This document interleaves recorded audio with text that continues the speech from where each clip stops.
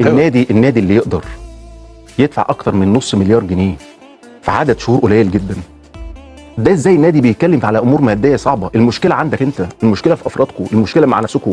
ازاي نادي يقدر يجمع كل الغرامات دي؟ خلي بالك بس احنا بنثني عليها، لكن لما تاخدها من منطق تاني او فكر تاني تقول ازاي نادي يدفع كل الغرامات دي في عدد وقت قليل جدا وبعدين يعاني تاني يقول لك انا ما عنديش فلوس، انا ما اجيب منين؟ اروح فين؟ اصل مش عارف مين ضدي ومين مع. يا ابني ده انت بتحل مشاكلك في ثانيه في الامور الماديه، اذا انت قادر ان انت تحل المشاكل الماديه، انت قادر. ايوه يعني بس تعالى نشوفها حلوها ازاي.